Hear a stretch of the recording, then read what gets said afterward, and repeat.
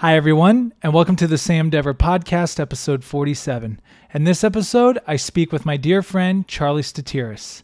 I met Charlie here in Los Angeles at Playhouse West Acting School, and he's an amazing guy. Super talented, super creative. I've gotten to work with him on several projects, had several amazing discussions with him.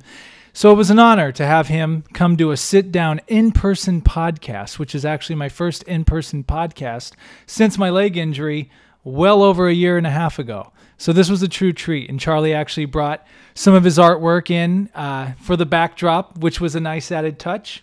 And I will apologize to Charlie right off the bat. Since I hadn't done this in a while and I forgot running cameras and sound at the same time, I lost about half the sound footage. Not the video footage, but the sound footage. So I had to cut this episode short, but there's still a lot of great conversation in it. And we'll have to just do a part 2. But thanks, Charlie. And the book of the episode is Teach Yourself to Live by C.G.L. Dukan, not sure how he pronounces that.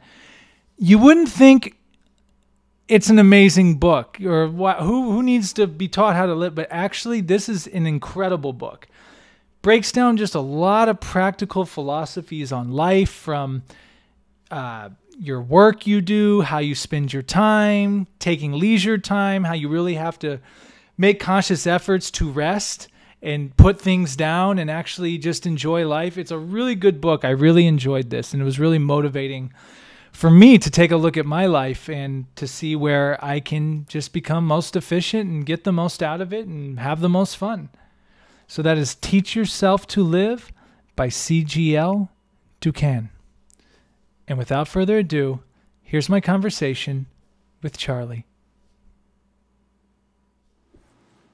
Charlie Statires. Welcome to the Sam Dever Podcast. I'm excited to be here. I'm excited to have you. This is surreal right now. I mean, honestly, I remember watching Nick's and I forget her name, but anyways, I remember watching. I'm so jealous right now. I want to be on his podcast. Well, and you're in the in-person version of the podcast. It feels even more special. Yeah, and I'm like, wow, it's so surreal to me because I was doing this before my leg injury. Mm-hmm. And then the leg injury happened, which has been over a year and a half ago. And I've been doing them on Zoom, and that part of me is just there's nothing like the in-person version. Yeah. There's nothing like that. And then when the timing of you and I just lining up and you saying, yeah, let's do it, and you're bringing these paintings over, which we're going to get to, which are yours. Yep. By the way, quick plug, Reynaldo Masters. And now that we're sitting here doing it, it's all right, everything's working out the way it was supposed to be. Yeah. We were talking about timing. Well, yeah. It feels like every time I'm talking to you, it's it could be a podcast. The topics we talk about, it's we just come to these revelations about things, and every time we talk is we just come to some sort of I don't know. I remember we were talking outside the other day, and it was you're oh, it's been an hour. I'm what? An hour? I feel it was 5 minutes, That's really how, honestly, to me, that's what you just described is that to me is what I get a high on in life. Mm-hmm. Because I feel we're all on these individual journeys. Yeah. On our own thing, but then we come together at certain times. Sometimes for long periods of time, sometimes for short periods of time, but I call them check-ins. Yeah.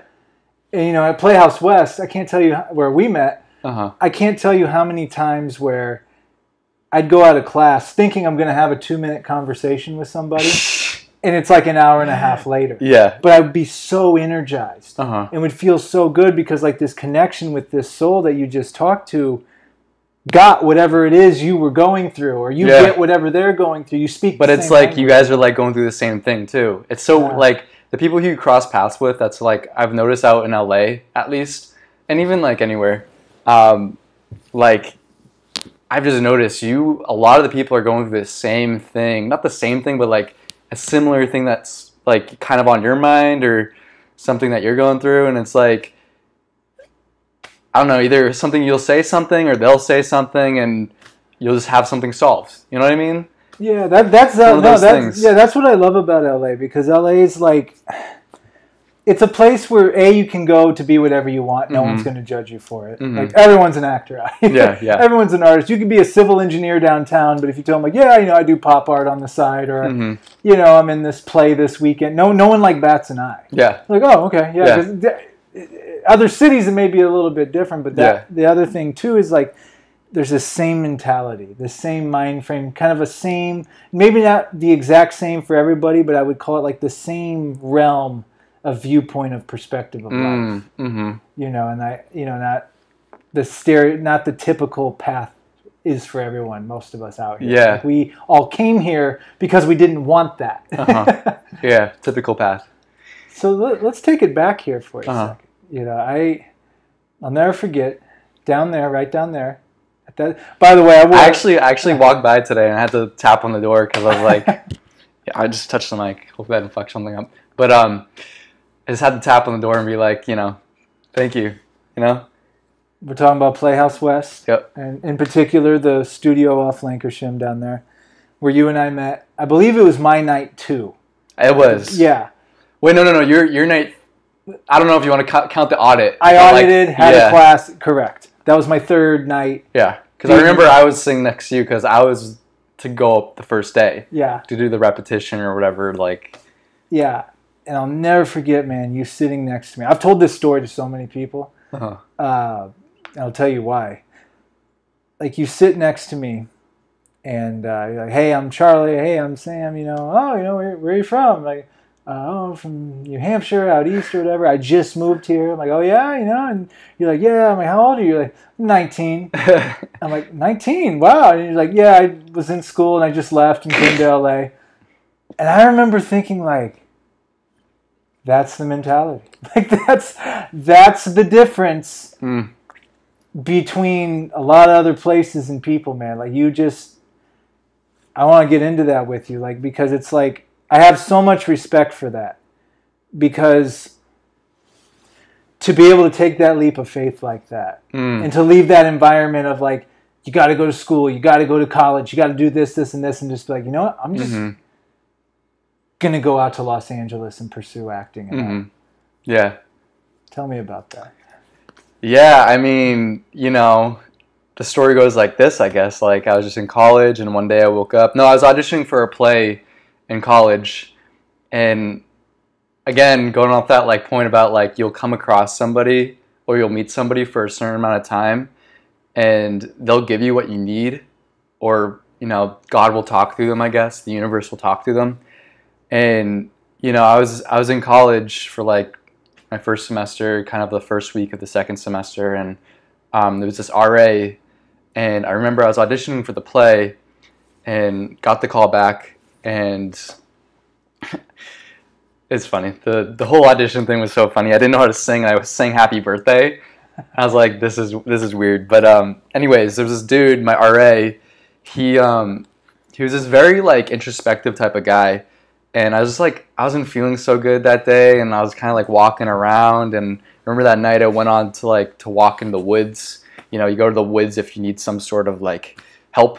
But I remember just, like, coming back, and he was on his way somewhere, and he's like, hey, you good? And I was like, yeah, I'm good. Kind of like faking it. But he just was like, hey, come to, like, my room in like 30 minutes. And I did, and didn't tell him anything that was kind of going through my brain about, like, acting, modeling, like, and he was like, hey, like, if you're wanting to be an actor, you go to Los Angeles, And I was like, how the fuck did you know that was, like, I literally, like, never told anybody, like, that was, like, my deepest, like, desire, passion, like, and he was like, yeah, you go to LA, you just, like, that's what you do, you just go. And I was just like, it was like a God moment, And the next morning, woke up at like 6 in the morning to go to the callback, or like 5 in the morning, and it was just one of those moments where I was just like, if I'm gonna act, I'm gonna act. I'm gonna go to Los Angeles, and took the train out of the college, and literally took the train across the country. And you took a train out here? Yeah, I didn't tell you that, dude. Yeah, took a train, and I didn't. And the thing, that's even better. Yeah, took a train 5 days. The thing is, like, I didn't tell my parents. Because, my parents would have done anything to, like, be like, get the fuck back here, you know? Told them when I was in like Philadelphia or something, and they freaked out. But yeah, and then I ended up in Los Angeles, and 5 days later, meet you, and yeah, dude, crazy. That story's even better now. Like, yeah. I mean, like, I honestly, like, my first 5 days in Los Angeles was like the most crazy, like the craziest days. I literally got banned from Universal for a year on my third day out here. For what? So, you know the Universal, like right down there? Yeah, Universal Studios. So I was trying to get to like the theme park, and I didn't know, like, I was walking and I didn't know the area. And so the studio part where, like, you know where NIFA is? No. So you know where Warner Brothers Studios are? Yes. And you're heading down, like, I think Barham? Okay, I vaguely know that. Yeah. There was that, like, Cloud9 set store right there. Okay. Maybe they're building, like... So anyways, it was a part of the lot. And I remember I was on the map, looking on the map. I was like, oh, the theme park's right here. I have to walk, like, through this to get to the theme park. And I remember I was, like, walking across the street, and this guy opened up the gate. I walked through the gate. He just, like, opened it for me, and I walked into the lot. And then I was like, where the fuck am I right now? And I go up to a security guard, and I was like, hey, can you, like, help me out here? I'm trying to get to the theme park. He's like, can I see a ID badge? I'm like, oh, I don't have one. I'm just trying to get to the theme park. And he's like, okay, come here. And I walk over to him to his booth, and literally 5 minutes later, like, 4 police cruisers show up. They all get out, and they're, like, interrogating me, like, what do you want? Like, heading to the casting? I'm like, no, I'm just trying to get this, like, my third day. I'm, like, freaking out. I'm, like, 19, and I'm just, like, please, like, don't arrest me or anything. They're like, well, we would arrest you, but, like, we're just gonna write you a ticket, and you're gonna be banned from Universal for a year. So then every time I had an audition in Universal, the studios literally had to, like, clear me for, like, an hour. I, like, couldn't go to the audition. They were like, you have to sit here for an hour so before you go in so we could clear you. Dude, yeah. what? Yeah. Yeah. Wow, that's going to be sweet when you land that first big, huge Universal gig, right? I know. Yeah, that's or crazy. If it ever happens, if they're just like, this guy's fucking crazy, let's... You get, like, to, like, the final stage of the audition, yeah. and they're like, you know, we were going to pick you, yeah. but we pulled up your file. Yeah. Yeah, we went with somebody else. Yeah. Yeah. Wow. So, how has the experience been for you? Because it's been 4.5 years. Yeah, 4.5 years. If you could, like, for someone that has no idea about your experience out here, how would you sum it up for them? I mean, I feel like I, like, learned life. You know, I just, like, obviously, like, I took, like, an alternate type of route than going, like, college and everything, but I feel like I really invested myself in experiencing life, and I'm so grateful for that. Like, the people who I've met, the experiences I've had, like, even, like, you know, it's been, you know, kind of like the starving artist type of lifestyle, but, like, it's been, like, when I got out here, I was living in the back of a yoga studio for, like, 6 months, and kind of, like, I was just kind of scrapping along each month, and, you know, that taught me a lot, even though it was kind of, like, difficult, but, like, you know, we all have our difficulties and everything like that, but, like, you know, I feel like that just really, really taught me a lot about just being a human being in general, and, like, you know, just experiencing a lot of life out here. Yeah. And I think, like, a lot of people would benefit from this. You know, just, like, kind of, like, diving yourself in something that's, like, not so certain or secure, and just trying to, like, go for it. And it was kind of, like, you know, a lot of fear, but, like, kind of, like, this is something my therapist was saying, was, like, you know, like, confidence, or wait, no, courage. There's no courage if there isn't fear. So it was kind of like, you know, there was a lot of times where I was, like, afraid of doing something, but, like, it was kind of, like, breaking out of my, like, comfort zone. And I'm such a different person. I don't know who I would be if I didn't come out here. Like, it, like, shaped me. Yeah, I definitely relate to that in terms of, you know, because I've lived, you know, how many cities since my home city? Really, like, 3 different places. Los Angeles being the most recent one. What was the other one? Los Angeles? Las Vegas. Tucson, Arizona. Oh, no way. Tucson, Arizona was for like a year. Okay. Which, again, definitely counted, but Vegas more so was like, there's a piece of Vegas in me for the rest of my life. I'm sure, yeah. The people, the experiences, just the culture, everything is ingrained in me. And now with Los Angeles, now been about 4.5 years, it's like, now that's a piece of me. No matter where I go, no matter if I'm in Los Angeles for the rest of my life or if I move and never come to Los Angeles again, that someone had said that to me too. Like these, I think it was Marshall Wayne on an earlier podcast had said like these cities and experience, it's a piece of you goes with it. Yeah. And so, I mean, for you to get that at that age, because I did the whole 4 years of college thing. Then it was after college where I'm like, I got to get out of here. Yeah. I got to go. This isn't whatever, nothing wrong with this, but I know that there's something for me out west. Yeah. But I have always wondered, like, what if I just would have came out earlier? Even, I mean, look, my Las Vegas experience was what it was, but I'm like, what if I would have came to LA sooner or there? But it's like, everything happens for a reason. You and I have both read The Alchemist. Yeah. We were talking about it on the balcony the other night. It's like, I'm learning to accept more of just whatever the current situation is. And it's not that you're not working toward improving yourself or stuff like that, but there's just certain things that are out of your control. And just kind of being, just being present and just allowing it to be. Yeah. And I like that you brought up courage and fear in that book, Letting Go, sitting over there. Like he talks a lot about that. And how you can turn that fear into courage. Yeah. That's something I have to remind myself of because it's like, you know, I think just like growing up where I grew up, it was like, oh, you're afraid of this? Like, what are you, a pussy or something? But it's like, yeah, I'm afraid of it. Like, and then like out of that fear, that's like, it's kind of like the hero's journey. Like, if you're going to be like, kind of like not acknowledging that you're afraid of something, how are you going to move forward or progress?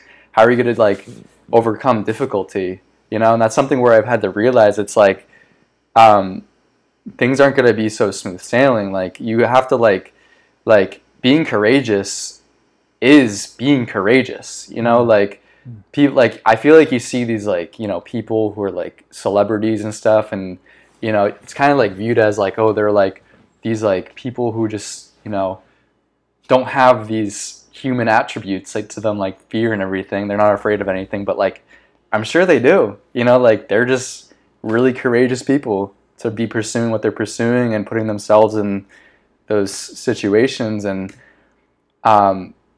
fear is such a natural thing. That's something I've had to like really remind myself of.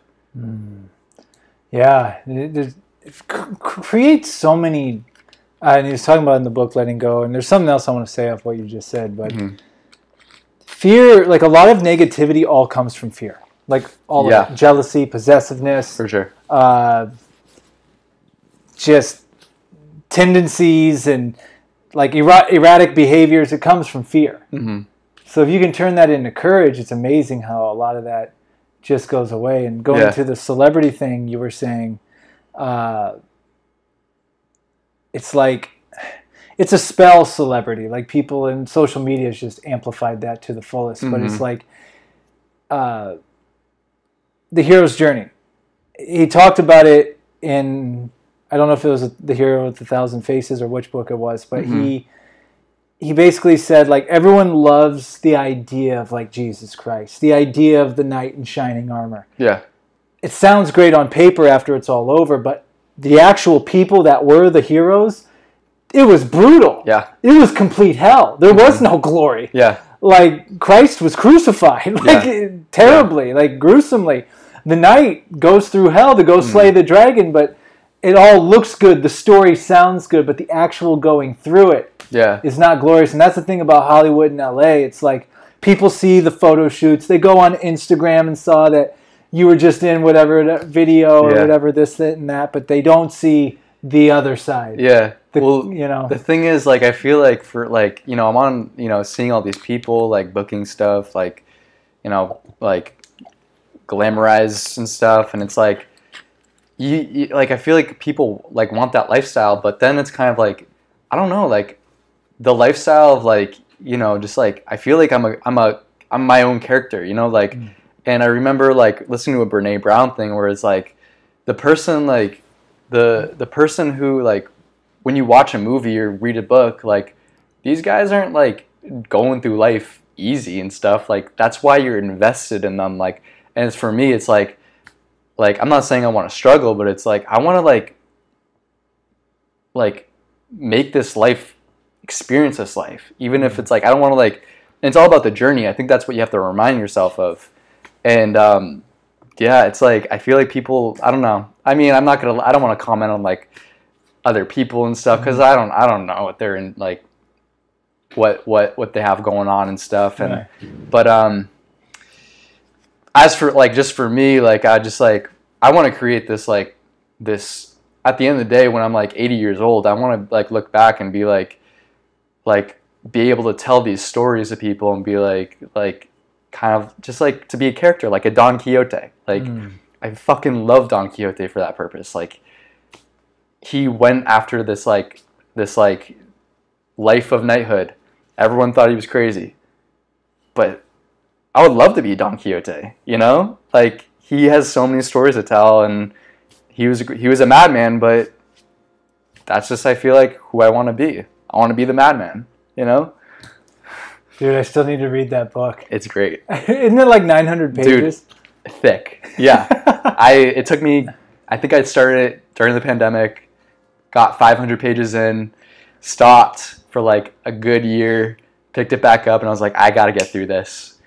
But there's 2 books in the book. Like there's the author wrote the first part, which is like the first book, and I guess there was another dude who wrote a second book, and he was like, oh fuck this guy, like I need to write this. Like this guy like doesn't know who Don Quixote is. Like why would he write a book? And he ended up writing a second part to the book and everything like that, and it's very funny. Like he like roasts the guy in the book. It's very like you would have to read it. It's so he basically read this guy's book and then says, "All right, I'm going to add on to this." Well, no. So yeah, the guy. So like, Miguel something. I forget his name, but he wrote the original book, and then this guy like decided to write a second part for the book, like this random guy, and then Miguel or whatever his name is was like I would be like, why the hell are you writing my book again? And so like what he did was he wrote another part, and in the book he like uses like references from the other book and the author's name and just like roasts the shit out of him. That's hilarious. Yes, yeah. Wow. And wasn't it written like in the 1500s or something like that? Wow. Yeah. Wow. Okay. Well, it's not going to be the book of the episode because I haven't read it yet, but we're definitely going to go there. So I wanted to get this in while we're here. Dude, these paintings, like this doesn't even do justice here. And you have like 1,000 more. Man, when you told me like kind of casually, like, I do some paintings and stuff like that. I'm like, yeah? And I was like, yeah. And then you showed me a couple. I'm like, dude, that's like really good. And you're like, yeah, I got a website. I'm like, oh yeah, what's your website? Then I go on your website. I'm like, dude, Charlie, like, what the heck? And then,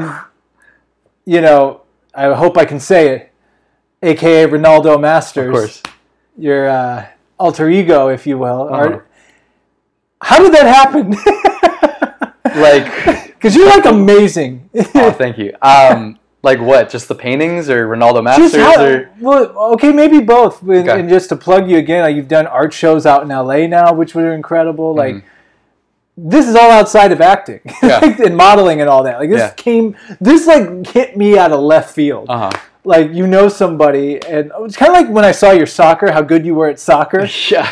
But this even went above that. Like this is like, dude, how did this happen? I mean, I think it was like about a year ago I don't know, 2 years ago, but like if we're going all the way back, I guess the first thing I've ever did was that scene from Red with Eric, and during like the whole preparation for it and everything, like we painted together. And just a magical experience is actually right here in this apartment. Yeah. But and then during the pandemic, I was kind of painting a little bit, but nothing really came of it, and not came of it, but I was like, it was kind of just like a fun thing I was kind of trying to do. And then like when I was dating my past girlfriend, it just kind of like I was kind of like painting a lot, and ended up like this one's one of my earlier ones, but I remember my brother was in town, and I was just super pissed one day. I was just like annoyed, and, you know, like brother type of stuff, like just kind of angry. And I was just like, all right, I'm going to Hobby Lobby, buying this like big canvas, and I'm just gonna like do something to it. And I just remember doing it, and kind of just like, you know, honestly, I wasn't confident about my painting. I wasn't confident about like, I was just like, it's kind of just a hobby and everything. And my past girlfriend, she was just like, you're like really good, you got to keep doing this. I was like, all right, whatever. But just kept on doing it, and it's just like something fun I like to just kind of do. And it's like a diary, I guess, for me. Like, a lot of my paintings will have words on them and phrases, and it just kind of like is just a place where I can just get things out there, where like acting for me, like it gets stuff out there, but not like everything, not thoughts, and you can't really create like a film with it, but like it just kind of like is able to just, I'm able to like make something that's not so cohesive like a film, and just like, I don't know, tell a story, I guess. Like, not really a story, but like an emotion maybe. If when someone looks at it, make them feel something. So yeah. And Reynaldo Masters came about because I remember I was sending my friend from back in New Hampshire. I remember I was sending letters to him, like weird letters and stuff, and I would the sender address, I would do Reynaldo Masters. Just made that name up. Yeah, yeah. And I think Joe Burns, I sent this. It was funny because I sent this postcard to him. It was like of Mount Rushmore, and I remember sending him this postcard, Reynaldo Masters. I was like, it was like, meet me in Mount Rushmore. Like, I have to like tell you something, or some like decrypted like message or cryptic code or something. And I remember he was freaking out about it. I was like, who sent me this? What? Who's Reynaldo Masters? And I remember I took a picture of it before I sent it to him. And I remember like a month later, I went over to his place. He's like, dude, you have to check this out. And his roommate, like his girlfriend and their roommates were freaking out about it. I was like, all right, I have to come clean about this. This was me. And he's like, no, this isn't you. I'm like, yeah, it is. And I show him the picture. He's like, I still don't believe you. But yeah, I was kind of like just using it as like a funny name, and it kind of was like, it would be cool if I can like have like an artist name. And it was kind of originally was like, I don't want people to know it's me. Like, I want Charlie removed from it. I just want to be like this person. I'll have like an actor do Reynaldo Masters if they need it. But I was like, fuck it. It's just, I'm known as Reynaldo Masters now, so.